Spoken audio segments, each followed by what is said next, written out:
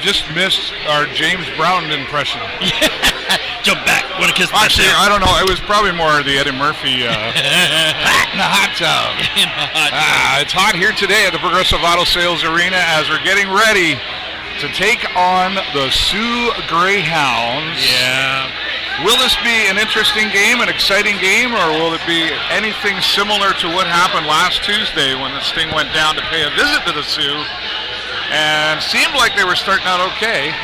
Yeah. And then it didn't turn out so well with 6-2.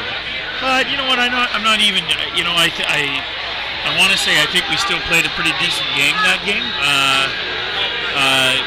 You know, I mean, I didn't get to watch it because midweek is tough for me, but you know, we're playing good hockey. You know, like that's not the question. So.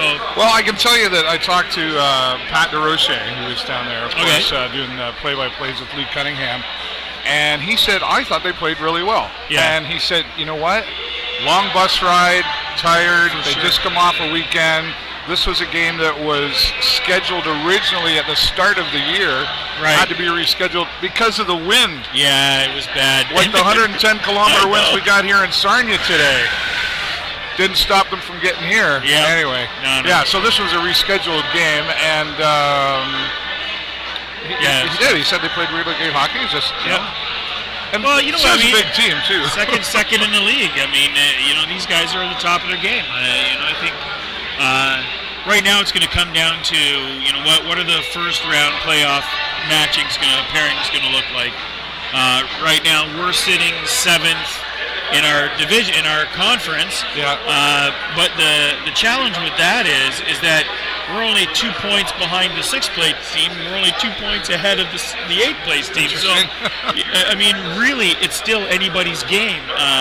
You know, the top end of our conferences is sort of a lock at the moment. We've got London and the Sioux and Saginaw in the top 3.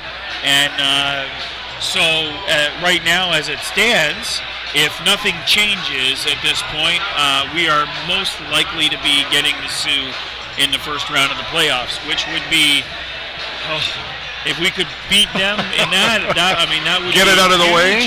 But you know, I mean, we struggle with the Sioux all year, and you know, and for good reason. They're a good team, and you know, we're playing some strong hockey, which is great.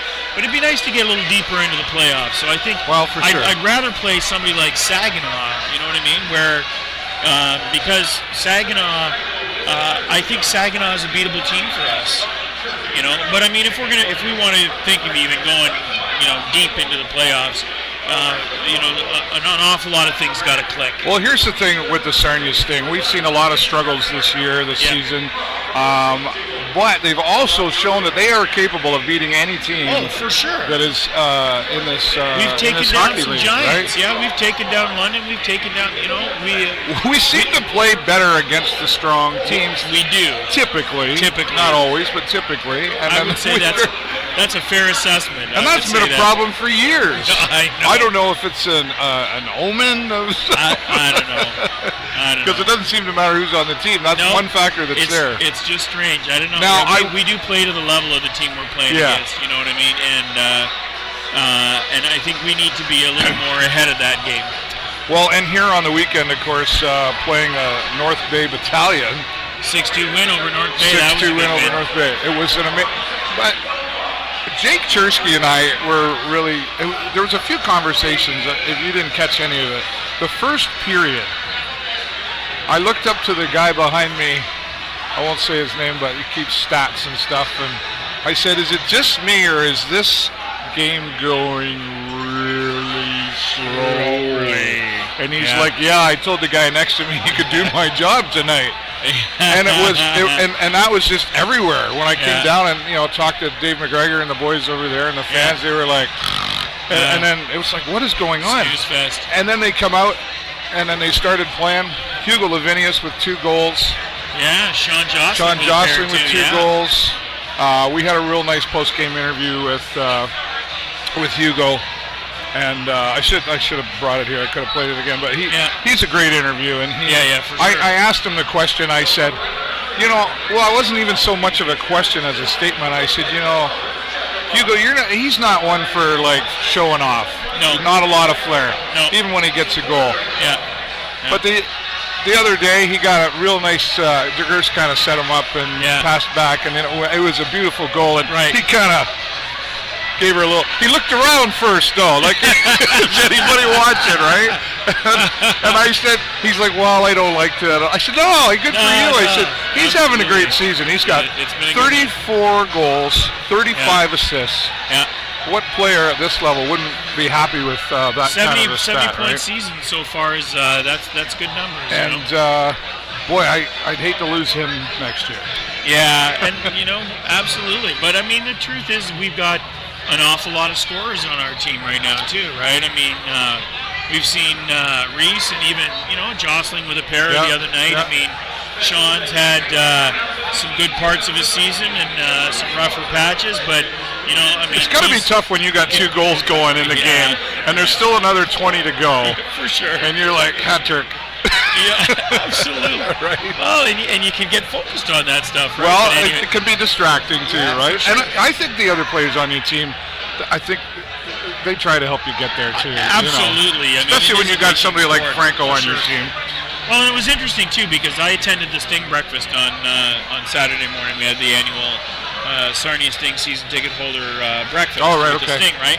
And it was great to sort of meet these guys and sort of off skates off the ice out of the arena, in a bit of a different setting and just have a quick chat with these guys.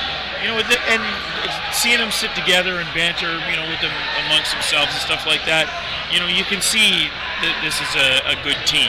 Yeah. And they have the synergy in the locker room. There's no doubt about that. And I think, that's something that a lot of people don't get. A lot of fans may not get to see necessarily. That's right.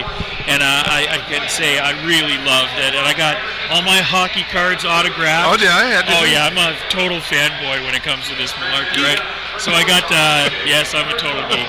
I've got every hockey card that the Sting has ever produced. You told me that. Yeah. Except for there's 2 years. So if there's any viewers out there right now. So you don't have everyone. I have everyone except for him. Well, there's 2 years, and I cannot confirm whether or not the Sting actually produced hockey cards during those 2 years. Oh, you haven't? I've asked the Sting organization. I've asked fans. Whatever. So 98, 99, and 2000, 2001, I think it is, or is it 2001, 2000? Anyway, there were 2 years, and there are no cards. I can't find them anywhere. So if anybody has any information, let us know right here because I would love to get a hold of those. But anyway, we could do a whole show on that. I got that. most of them signed. Yeah, 100%.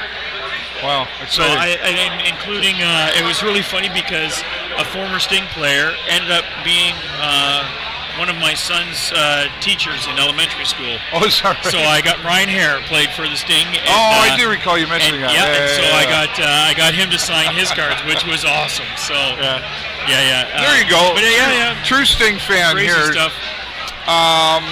Right, Sting breakfast. Oh, and then tonight, let's make sure we remind everybody. Tonight is the closing of the jersey, the esports jersey auction. Oh yes, tonight, right. I forgot that was still on. Starting at 7 o'clock, and that goes very cool. Right through, very cool. I want one, but I do too. My wife. I've been watching it. I have to justify when I buy a new headset or an iPad to my wife. Never mind a real pretty jersey that I won't wear. I figure it's better to ask for forgiveness than to beg for or beg for forgiveness than to ask for permission. All right. Well, you let me know how that works out. I'm going to see how that works out because I got my eye on a couple. She's going to know now. Well, she doesn't watch. Your wife doesn't. She might. You never know. Depends on how busy she is upstairs. Sue Greyhound's in the house here tonight at the Progressive Auto Sales Arena.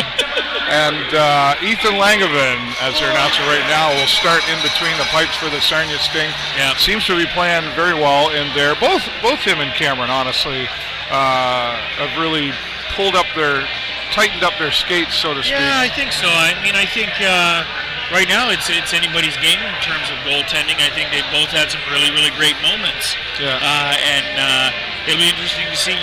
It's nice to see them develop. I think because that's really the goal of the OHL is to develop these players. The goal and of the it's goal. The goal of the O to train goalies for the next goal. We had whatever it is. We did interview Ethan Langevin a few weeks ago, and after he had a fantastic game, and we asked him about some friendly competition between him and Cameron Moore, and he's like, "Oh, for sure, like absolutely." But he said it's nice to know when you have that backup there to support you as well. Like absolutely. The goalies themselves are a team in themselves, very much so. To show support and be they're there. fanatical. I don't know how many goalies you know, but they tend to be fanatical. He waved at me first. Oh, whatever.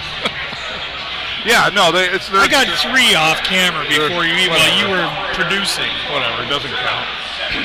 Talk about friendly competition. I said hi to 10 people before I got up to the box office. Whatever. People were beeping at me in the car at the corner.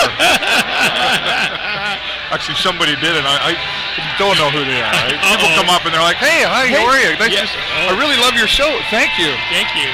Yeah. Thank you. What are we talking about? We're talking about a hockey game. Yeah. We're talking about goalies. Ethan Langevin and they're starting things off. They're both doing really well compared to the start of the season for sure. 100%. They're getting some ice time, and we're going to see Sean Jostling, Ryan McGregor out there starting things off tonight. Mitch Elliott's out there. Yep. The whole lineup's coming up here right now, I think. Well, I think we're just about to get ready to get them to come on the ice. The promo. They are getting ready to come out on the ice, so I guess that's probably our cue. We'll have...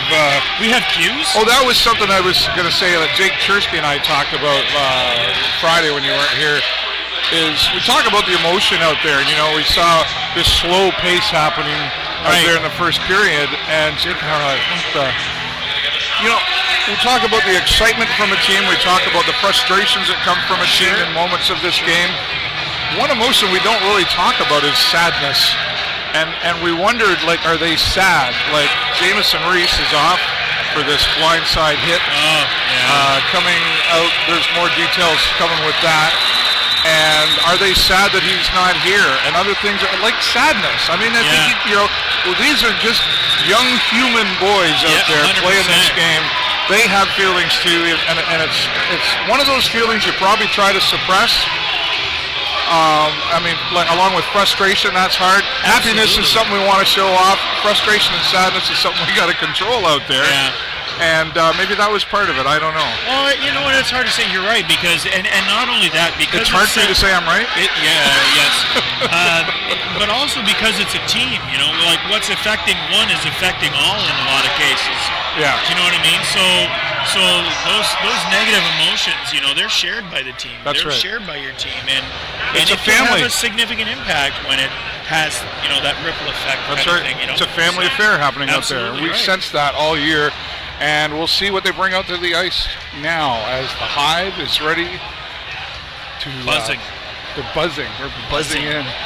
Decent crowd here today. We'll see what happens now. The Sioux Greyhounds are here to attack the Sarnia Sting. We'll see. We'll keep you updated, of course, as always, throughout the period. Jake Chersky will be here.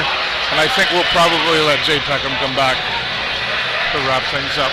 And post-game interviews, of course. I'll check my schedule. Always as well. Yeah, if you're not too busy.